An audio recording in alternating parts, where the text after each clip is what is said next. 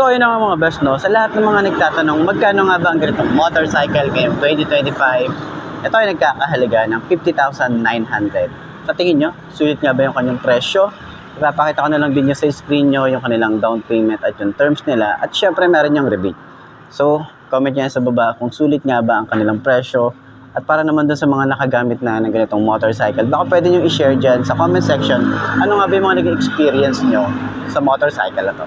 So ayun nga mga best, no, sa lahat ng mga nagtatanong magkano nga ba ang ganitong motorcycle, ilalagay ko sa screen nyo para at least meron tayong reference kapag kumuha tayo ng cash at hulugan. So sa tingin nyo, sulit nga ba ang presyo niya ngayong 2026? Comment nyo naman yan. At para dun sa lahat ng mga nakagamit na ng ganitong motorcycle, baka pwede nyo i-share dyan sa comment section ano nga ba yung mga naging experience nyo sa motorcycle na to.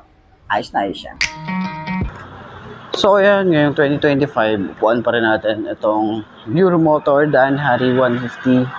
So para sa 5 to na kagaya ko, upuan pa rin natin to. At para at least makita nyo, meron kayong reference, di ba?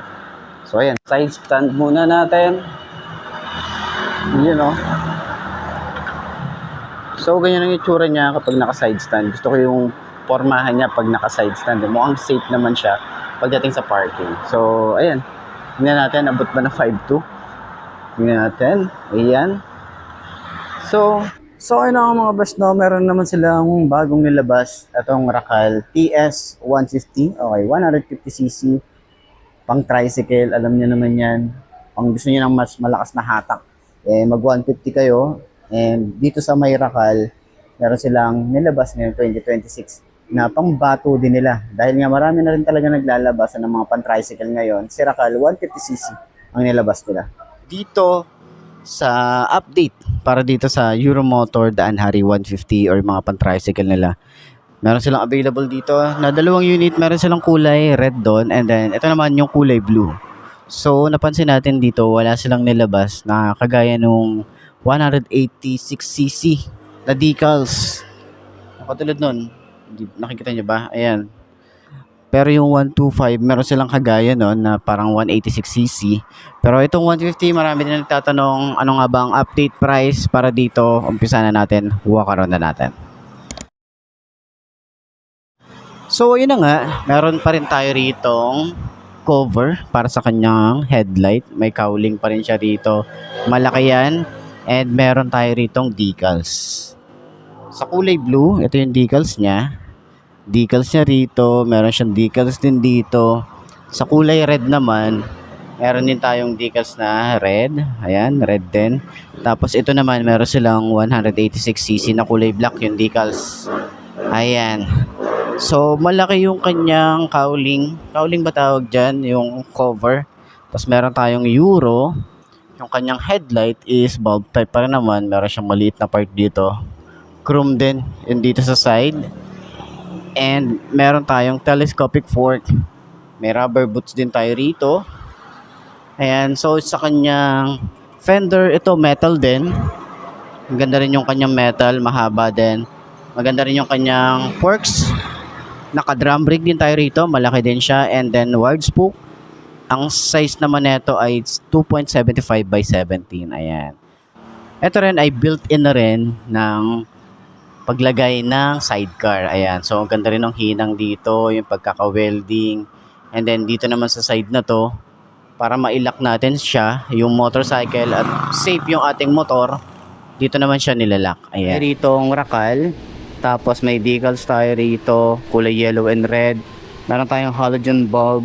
Dalawa yan. Meron tayong maliit dito na bulb. Okay. So, pa-box type naman yan. And then, yung ating signal light, flexible naman, tsaka halogen bulb din. May reflector. Yung cowling natin may ganitong design. Yung ating telescopic fork, meron tayong rubber boots. Yung ating fender is metal. Maganda yung paint job para sa shock natin. Naka-drum brake.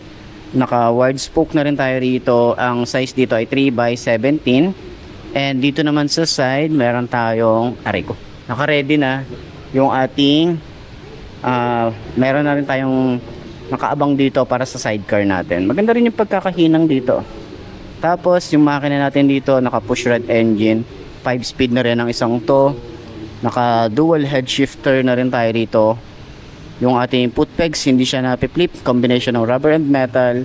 Same lang din dito sa ating angkas, no? Malapad din yan. Ayan. So meron din tayong chain cover. 4 yung shock natin dito sa likod. Pwede nyo tanggalin or pwede nyo bawasan ng tig-isa. And meron tayo ritong size ng sprocket ay 45T. Ayan, hindi siya dun sa ignition. So naka Euro 3 na rin ang isang to. Ito yung itsura ng ating makina. Para sa 150cc. Meron tayo ritong monitoring din ng ating oil, kickstart, itsura niya. And then yung ating carb is Denny, yung kanyang brand. Ayan. So meron din tayong Euro motor na naka-engrave din dito. Ganda rin ng paint job. Sumasabay talaga si Euro motor pagdating sa magandang paint job. Ayan. Rear brake pedal. Ito hindi masyadong maingay. Ayan. Tapos malapad yung tapakan. Foot pegs malapad din. Combination ng rubber and metal. Meron din tayo ritong foot pegs para sa angkas. May swing arm din tayo rito. Tambucho, hindi siya ganun kalaki or hindi rin siya ganun kataba. Pero wala tayo ritong cover. So ingat tayo dito sa lahat ng mga aangkas. Tapos meron din tayo ritong dual shock na adjustable at pwede kayong mag-extend pa rito ng 2 shock. Kung gusto niyo gawin tong pang tricycle. Ayan. So naka drum brake din tayo dito sa likod, naka ward spoke din tayo. Ang size naman dito ay 3x17. Ganda rin ng kanyang tires. And syempre, meron na rin tayo ritong bracket para sa ating top box. And meron din tayo ritong bracket para at least hindi masyadong masasagi yung ating signal light. Ayan, pa-box type naman yung ating signal light dito.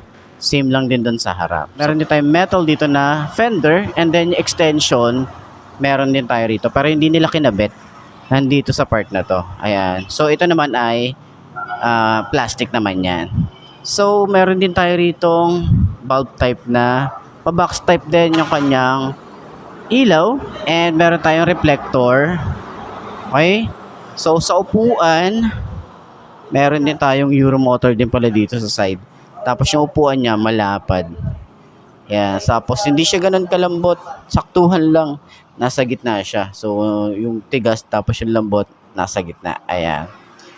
So dito rin sa side, meron din tayo ritong susian or lock para sa helmet naman natin or pwede tayo maglagay dito ng mga pwede nating i-lock, 'di ba? Mag-iwan tayo ng helmet.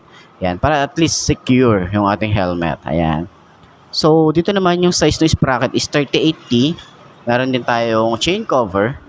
Tapos ito naman yung design para sa kanyang makina sa side. Okay, naka dual head shifter din tayo rito.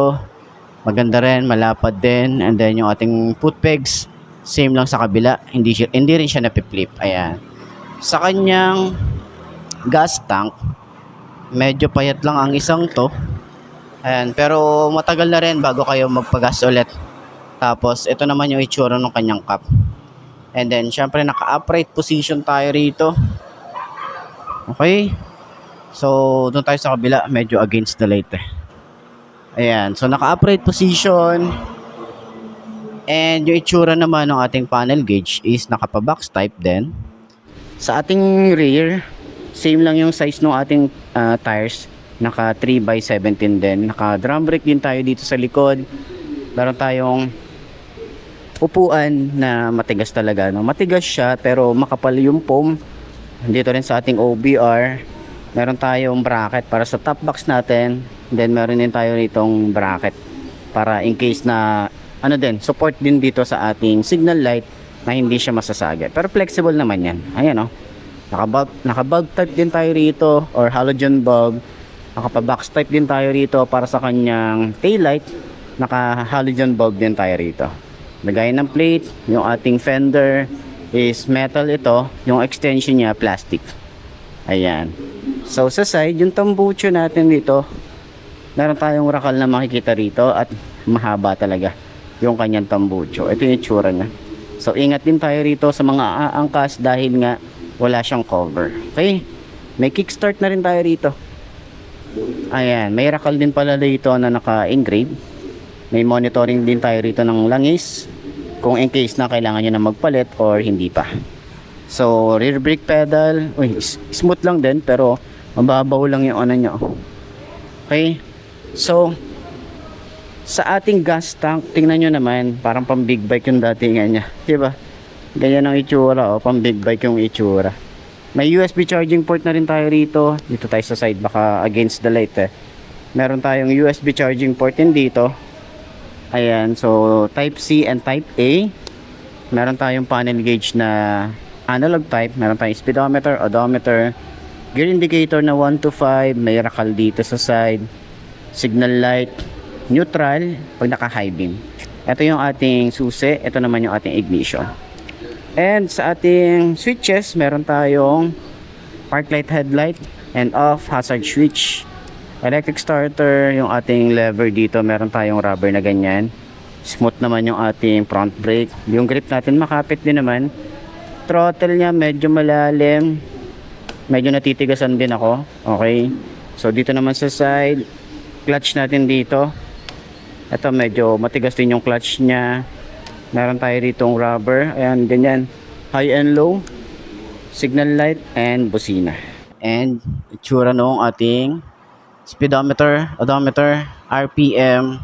Meron tayong gear indicator na 1 to 5. 5 speed na rin ang isang to. Signal light, neutral, pag naka high beam, and then ignition. Ayan. So yung susi wala yata dito. Hindi ko yata makita. Wala siya. Tapos, handlebar niya, maganda rin yung paint job. Dito rin sa side na to. Switches niya is ordinary plastic na ginagamit ni. Okay, meron siyang park light, headlight, and off. Hazard, meron tayo rito. Electric starter, meron tayong goma rito sa kanyang lever. So, front brake, smooth naman. So, ito, kung mapapansin nyo, nakataas. Ina-adjust pa nila yan. So, dito rin sa clutch, meron tayong goma na ganito. Clutch niya, malambot din. Yan, smooth lang. Yung grip nga pala niya, makapit din naman. Yung throttle, sobrang babaw. Dito rin. Tapos, sakto lang sa ating kamay.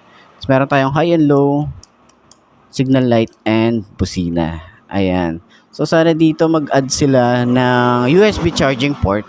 Okay, tapos flasher. Baka pwedeng lagyan ng flasher. So, ayan. Para sa update natin dito sa may Euromotor Daan Hari 150. Ayan. So, sakyan naman natin kung abot ba ng 5.2 na kagaya ko. Ay, siya. So, sa tingin nyo, sulit nga bang bumili ng ganitong motorcycle? Ito yung bagong Rakal TS 150. So, puntahan nyo lang dito sa may Angat, Bulacan, sa may warehouse nila. Okay, so madali lang din naman tong hanapin. Malaki yung warehouse nila. Okay, pasok na kayo sa loob para makita nyo ang mga motorcycle na available ni Rakal. So, ayan, sana nakatulong tong video na to sa lahat ng mga naghahanap ng ganitong motor. Nice.